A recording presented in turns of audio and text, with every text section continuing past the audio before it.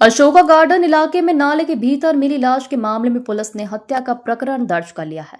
घटना 3 दिन पूर्व हुई थी। जिस युवक की मौत हुई थी उसके परिजन पहले 3 दिन से हत्या होने की बात बोल रहे थे, इसलिए मौके पर प्राथमिक जांच से शव मिलने तक बिंदुवार पड़ताल हुई तो 2 व्यक्ति चिन्हित हुए।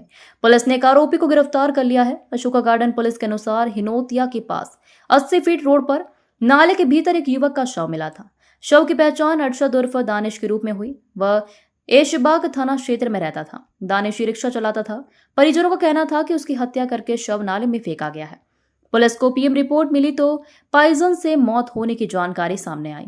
उसके शरीर पर मौत से पूर्व चोट के निशान भी मिले, जिस कारण शक गहराया तो पुलिस ने संभावित बिंदुओं पर पड़ताल की। पुलिस को पता चला कि दानिश के साथ आखिरी वक्त में आदिल और जावेद थे। पुलिस को जावेद मिला। उसने पूछताछ में बताया कि उसका नाले से पूर्व एक जगह पर शराब पीने के दौरान विवाद हो गया था, जिस कारण उसके साथ हाथापाई हुई थी। इसके बाद वह नाले में गिर गया था। यह देखकर हम दोनों वहां से भाग गए थे। उस स्थान पर पुलिस पहुंचे तो लोगों ने बताया कि दोनों आरोपियों ने दानिश पर ई रिक्शा चलाकर उस पर चढ़ाया था, जिस कारण उसने बचने के लिए इधर उधर हुआ तो वह नाले में गिर गया था। जावेद को देखकर लोगों ने पहचान लिया। पुलिस को अभी आदिल नहीं मिला है। अशोका गार्डन थाना पुलिस ने इस मामले में 24 जून की रात हत्या का प्रकरण दर्ज करके आरोपी जावेद को गिरफ्तार कर लिया है।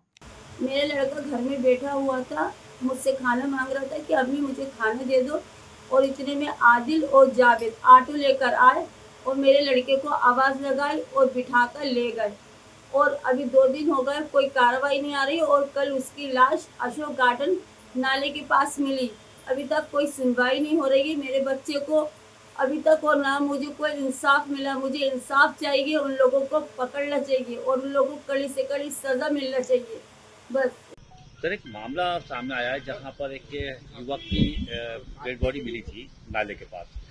अभी तक की प्रारंभिक जांच में क्या सामने आया है?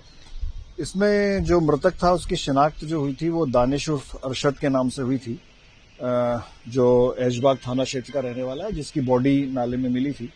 प्रारंभिक इसकी मर्ग जांच प्रारंभ की गई थी और इसमें जो प्रथम दृष्टया ये मालूम पड़ा था कि किसी आदिल नाम के जो व्यक्ति के साथ, जो शायद इसका परिचित भी है, उसके साथ ही ऑटो में आया था और कुछ इनका पूर्व में भी विवाद रहा और उस समय भी कुछ झगड़ा हुआ था। लेकिन उसके बाद ऑटो से उतरते हुए इसका कुछ फुटेज मिला था और बाद में इसकी जो बॉडी है वो नाले में मिली थी। और इसकी पीएम रिपोर्ट, अभी शॉर्ट पीएम रिपोर्ट भी प्राप्त की थी, जिसमें कुछ सस्पेक्टेड पॉइजनिंग जैसा था, क्योंकि ये नशा वगैरह भी करते थे। हालांकि प्रथम दृष्टया जो फुटेज और कुछ साक्ष्यों द्वारा ये भी बताया कि इनका झगड़ा भी हुआ था।